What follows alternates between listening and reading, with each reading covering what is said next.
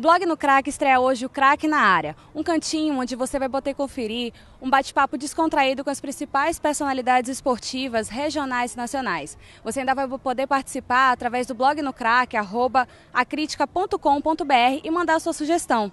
E hoje a gente conversa com um mineirinho que atua no futebol amazonense desde a década de 80, coleciona vários títulos regionais, incluindo um tricampeonato da Copa Norte à frente do São Raimundo, e é muito polêmico. Você já sabe de quem eu estou falando?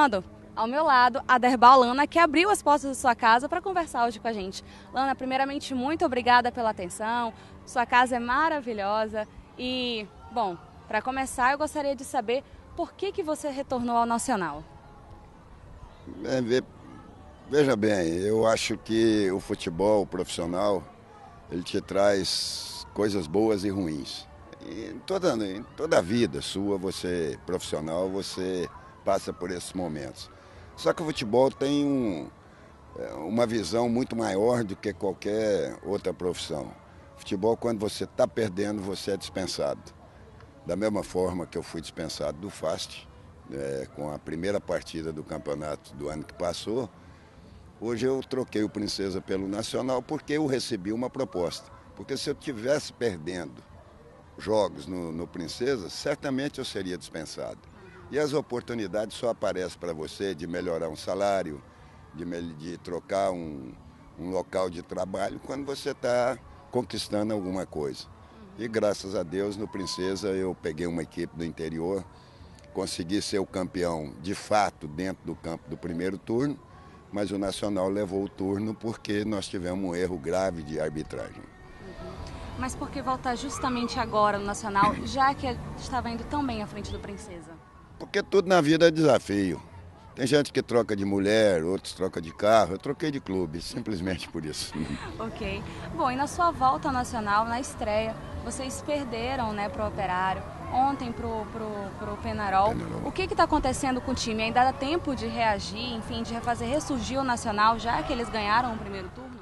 O Nacional, eu senti na minha volta ao Nacional, foi uma equipe que deu por conquistado praticamente um campeonato. Ou seja, conquistou o primeiro turno, agora vamos nos preparar para a final do campeonato. E esqueceram o segundo turno. Além disso, vieram contusões sérias de alguns jogadores, principalmente a nível ofensivo. O Nacional hoje não tem, a não ser o garoto que eu pus ontem jogar, que chegou agora há poucos dias, que é o Naldinho, o único atacante, né?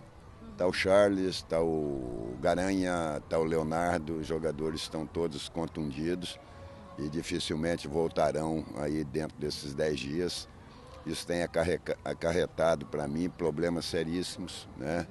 Nessas contusões. Um jogador acima do peso, 5,5 kg, que é o Martoni, eu o afastei para que ele recupere também a sua forma física. O Jonatas sofreu um problema de entorse no tornozelo, o goleiro.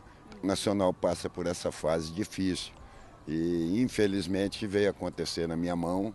Realmente ando muito preocupado, mas espero que eu possa recuperar todos esses jogadores dentro de 10 a 15 dias para que eu possa ter uma final de campeonato à altura daquilo que o torcedor nacionalino espera. E falando em preocupação, algum time te preocupa mais agora no segundo turno? Olha, eu vim assim muito de olho no FAST. É uma equipe que tem bons jogadores, uma equipe que é muito organizada, mas você vê o Penharol subindo no segundo turno, você vê o FAST sendo inseguro, né? Porque ontem foi batido pelo São Raimundo. O São Raimundo também cresceu agora nessas últimas 2 partidas. Então a gente não sabe o que realmente vai acontecer, quem chegará ao segundo turno. Mas eu estou me preparando, tenho tentado assistir todos os jogos, pegar e colher o máximo de informações possíveis para que a gente tenha um segundo turno à altura da equipe do Nacional. Lana, você sempre teve uma disposição, assim, digamos, de amor e ódio com o Nacional, né? Na década de 80 teve o Campeonato Brasileiro com várias conquistas e tal. Mas como é voltar agora, justamente um ano antes do centenário do Nacional? Você pretende passar esse centenário com eles? Olha, você quando é um treinador de futebol, dificilmente você pode prever o futuro. Às vezes você prevê o futuro para a semana que vem e antes dessa acabar você já caiu na equipe. Caiu, eu digo, é dispensado. Eu tenho amor pelo São Raimundo, tenho ódio do São Raimundo. Eu tenho amor pelo Fast, moro aqui encostado ao Fast, tenho ódio do Fast. Tinha um grande amor pelo Nacional quando eu cheguei aqui, porque foi a equipe que me trouxe para Manaus na época. Trabalhei muitos anos, ganhei títulos no Nacional, mas também tive momentos de ódio. A vida é como namorar, é como ser noivo, é como casar. Principalmente quando você trabalha com uma empresa. Você tem os momentos ruins, os momentos bons, os momentos de alegria, de tristeza, de ódio, de amor. A vida é isso, e a vida, como diz o Zeca Pagodinho, deixa a vida me levar. Mas tem algum time preferido dentro desse coraçãozinho aí ou não? Tem um time preferido, é o Palmeiras. Foi o primeiro time que eu vi jogar na minha vida. Meu avô, na época, era um ferroviário em Ribeirão Preto e me levou para assistir um jogo. Eu tinha 6 ou 7 anos. Aquilo ficou marcado muito dentro de mim. Hoje eu torço ferrenhamente quando tem um jogo que eu posso ver o Palmeiras. Bom, já que você saiu aí pelo cantinho já num time preferido, né? Preferiu responder aí um brasileiro, enfim, um que atua no Campeonato Brasileiro. Me diz se existe algum time amazonense que você não atuaria. Ou, se não, um que joga aí pelo Campeonato Brasileiro. Olha, eu já falei tanta besteira na minha vida. Uma vez eu falei que não trabalharia mais no futebol amazonense. Quando eu falei isso, nasceu uma filha minha aqui. Essa menina ficou tão agarrada comigo que eu larguei do futebol para o resto do Brasil. Vim trabalhar aqui, não saio daqui. Às vezes eu tenho propostas para sair para algum time fora, não tenho aceitado. Faz 5 anos que eu fixei minha residência em Manaus, deixei tudo que eu tinha na vida para viver aqui. Mas o que eu diria para você, a gente tem que continuar trabalhando, continuar fazendo aquilo que a gente gosta de fazer, mas eu tenho uma esperança muito grande ainda no futebol amazonense. Ok. Lana, a gente está vendo ultimamente aí, teve com o juiz João Batista, uma briga com o Derlan, né? Ele chegou a agredir o juiz. Você, no primeiro turno da Amazonense, teve um bate-boca também com o zagueiro Juninho. Ontem teve uma briga aí entre o FAS, os torcedores. Tu achas que o campeonato está ficando assim violento justamente agora que o amazonense começa a ir para os estádios? Tu acha que isso pode piorar? Vou falar uma coisa aqui, mas eu não quero ofender nenhum jogador que está aqui no estado. São duas coisas que têm comprometido isso. Eu sempre disse que ultimamente o futebol amazonense tem trabalhado com jogadores de nível que poucos times lá fora querem. Porque são jogadores que ganham pouco, são jogadores que praticamente estão, alguns em fim de carreira, outros não tiveram um sucesso por onde passaram, então caem dentro do futebol amazonense. Segundo, o futebol amazonense tem uma arbitragem polêmica como em qualquer parte do Brasil, mas nós estamos num tribunal muito coração, tribunal que tem punido e tem deixado esses jogadores voltarem. E os erros das arbitragens têm levado à impunidade, porque o jogador sabe que ele é punido, daí mesmo no mesmo horário que ele é punido, ele pede um efeito suspensivo e é concedido. Isso tem também trazido a violência. E quando eu digo que nós trabalhamos com jogadores que ninguém quer, é porque nós trabalhamos com um nível intelectual muito baixo.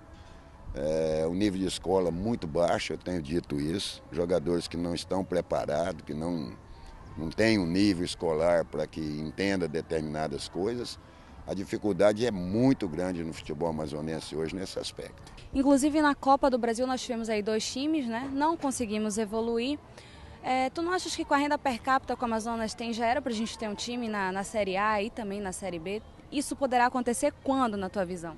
Eu acho que não vai acontecer nunca, nós podemos ter na Série B, porque quando o São Raimundo fazia uma bela campanha na Série B, você tinha mais inimigos do que amigos. Pessoas querendo derrubar o São Raimundo, como derrubaram, como levaram lá embaixo a equipe do São Raimundo até estar na situação que está hoje, não está nem na Série Y. Os diretores fajutas também, que levaram com que isso acontecesse, fizeram com que isso acontecesse. Agora, o grande problema também do futebol do Amazonas, de momento, de não chegar a lugar nenhum, é a covardia.